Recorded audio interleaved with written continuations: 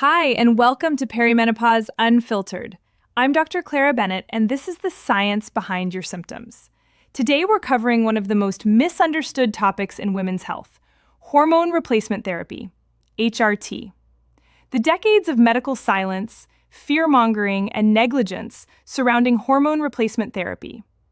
We'll talk about what it is, what the latest research says, who may benefit, who should be cautious, and what you can ask your doctor at your next appointment. No fear, no sugarcoating, just the truth. Section 1. The 2002 study that changed everything.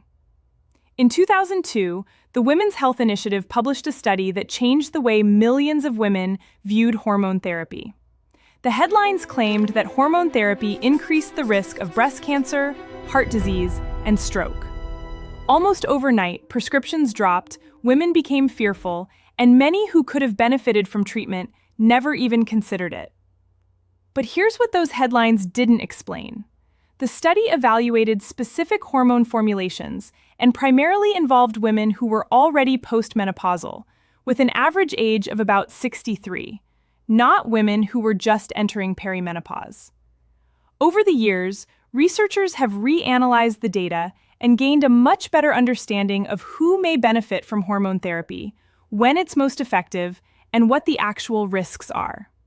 The original study answered important questions, but many of its findings were later generalized far beyond the group that was actually studied. Section 2. What HRT actually is. So what exactly is hormone replacement therapy? Simply put, HRT replaces hormones that your ovaries begin producing less consistently during perimenopause and menopause. The primary hormone is estrogen. If you still have your uterus, progesterone is usually prescribed alongside estrogen to help protect the uterine lining. Modern hormone therapy comes in several forms. Patches deliver estrogen through the skin and avoid first-pass metabolism in the liver. Gels and sprays work similarly and allow flexible dosing. Oral tablets are effective, but are processed through the liver and may not be the best option for everyone. Bioidentical hormones have the same molecular structure as the hormones naturally produced by the body. The best option depends on your medical history and individual needs. Section 3. What current research says. Since 2002, many additional studies have expanded our understanding of hormone therapy. Today, experts recognize that timing matters. Thoughtful. For many healthy women who begin hormone therapy before age 60 or within about 10 years of menopause, the balance of benefits and risks can be very different from women who begin much later. Research suggests that starting hormone therapy during this window may help relieve hot flashes and night sweats, improve sleep, protect bone health, improve quality of life.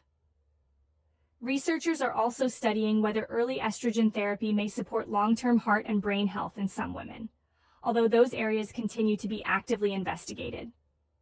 Like any treatment, hormone therapy has potential benefits and potential risks, and those should always be discussed with a healthcare professional.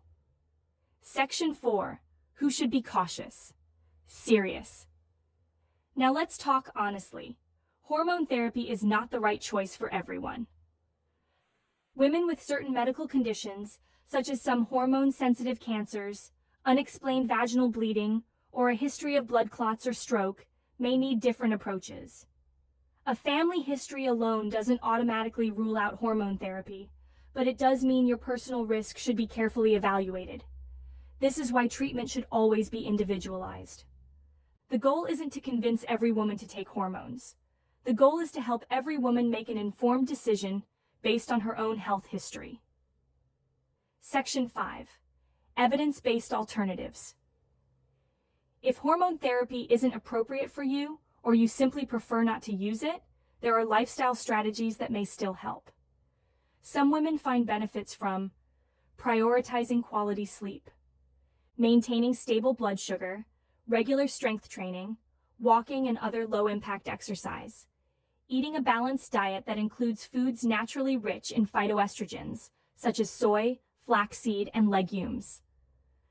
Some supplements, including magnesium glycinate and omega-3 fatty acids, may also help certain women, but it's important to discuss supplements with your healthcare provider before starting them. Section 6. What to say to your doctor.